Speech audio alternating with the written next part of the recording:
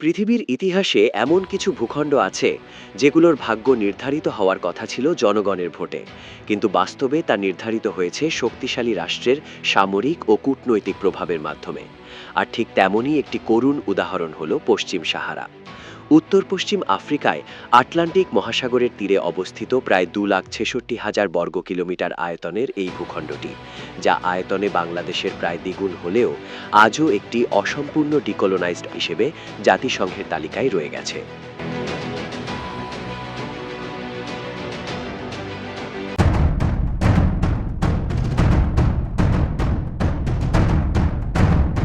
1884 সালে ইউরোপীয় উপনিবেশ বিস্তারের সময় স্পেন পশ্চিম সাহারা দখল করে নেয় এবং প্রায় 90 বছর ধরে এটিকে স্প্যানিশ সাহারা নামে শাসন করে, যেখানে সাহারাউই জনগণ অর্থনৈতিকভাবে শোষিত হলেও রাজনৈতিকভাবে সম্পূর্ণ অধিকারহীন ছিল।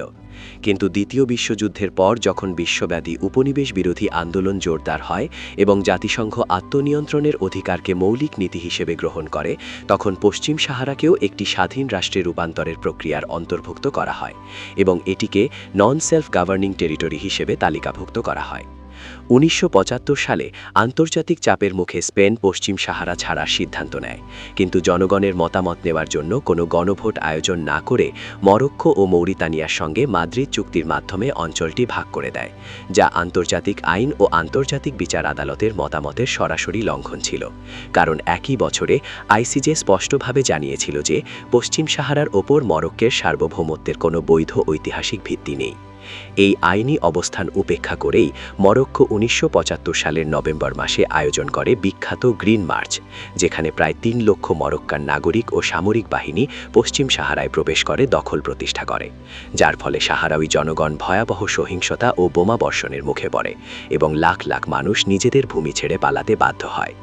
এই দখলদারিত্বের বিরুদ্ধে সাহারাউই জনগণ গঠন করে পলিসারিও ফ্রন্ট, যারা 1976 সালের 27 ফেব্রুয়ারি আনুষ্ঠানিকভাবে একটি স্বাধীন রাষ্ট্র ঘোষণা করে, সাহারাউই আরব ডেমোক্রেটিক রিপাবলিক বা স্যাডার, যা আফ্রিকান ইউনিয়নের পূর্ণ সদস্য রাষ্ট্র হলেও আজও জাতিসংঘের স্বীকৃতি পায়নি।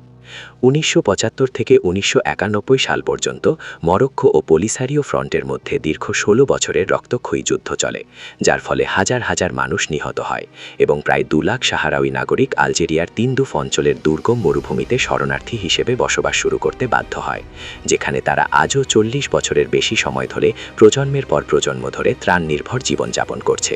এটি আধুনিক বিশ্বের দীর্ঘতম শরণার্থী সংকটগুলোর একটি। 1991 সালে জাতিসংঘের মধ্যস্থতায় যুদ্ধবিরতি কার্যকর হয়, এই শর্তে যে পশ্চিম সাহারার জনগণের ভবিষ্যৎ নির্ধারণে একটি অবাধ ও নিরপেক্ষ গণভোট অনুষ্ঠিত হবে, এবং সেই উদ্দেশ্যে গঠন করা হয় মিনুসো নামের জাতিসংঘ মিশন। কিন্তু বাস্তবতা হলো 3 দশকের বেশি সময় পার হয়ে গেলেও সেই গণভোট আজও বাস্তবায়িত হয়নি, বরং মরক্কো পশ্চিম সাহারার প্রায় 70 থেকে 80% ভূখণ্ডের ওপর নিয়ন্ত্রণ বজায় রেখে সেখানে ব্যাপক হারে মরক্কান বসতি স্থাপনকারী পাঠিয়েছে এবং অঞ্চলটির বিপুল প্রাকৃতিক সম্পদ, বিশেষ করে বিশ্বের অন্যতম বৃহৎ ফসফেট মজুদ, সমৃদ্ধ মৎস্য সম্পদ এবং সম্ভাব্য তেল ও গ্যাস নিজেদের রাষ্ট্রীয় অর্থনীতির অংশে পরিণত করেছে।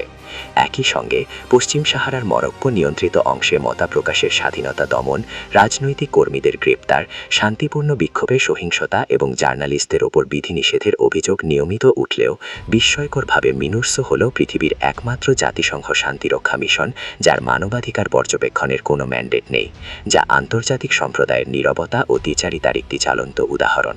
ঠিক এই কারণেই পশ্চিম সাহারাকে ফিলিস্তিনের সঙ্গে তুলনা করা হয়, কারণ যেমন ফিলিস্তিনে ইসরায়েলি দখলদারিত্ব, বসতি স্থাপন, শরণার্থী জীবন এবং আন্তর্জাতিক প্রতিশ্রুতির ধারাবাহিক লঙ্ঘন দেখা যায়, তেমন পশ্চিম সাহারাতেও রয়েছে মরক্কোর দীর্ঘমেয়াদী দখল, জনগণের আত্মনিয়ন্ত্রণের অধিকার অস্বীকার, প্রজন্মের পর প্রজন্ম ধরে চলা শরণার্থী সংকট এবং শক্তিশালী রাষ্ট্রগুলোর কৌশলগত নীরব সমর্থন। আর আজও পশ্চিম সাহারা আন্তর্জাতিক আইনের চোখে একটি অসম্পূর্ণ স্বাধীনতা পাওয়া ভূখণ্ড হিসেবেই রয়ে গেছে, যা আমাদের সামনে এক গভীর প্রশ্ন রেখে যায়: বিশ্ব কি পশ্চিম সাহারার জনগণকেও ফিলিস্তিনের মতোই একটি স্থায়ী সংকটে আটকে রাখবে, নাকি একদিন সত্যিই তাদের প্রতিশ্রুত গণভোট, রাষ্ট্রত্ব ও স্বাধীনতার অধিকার বাস্তবায়িত হবে?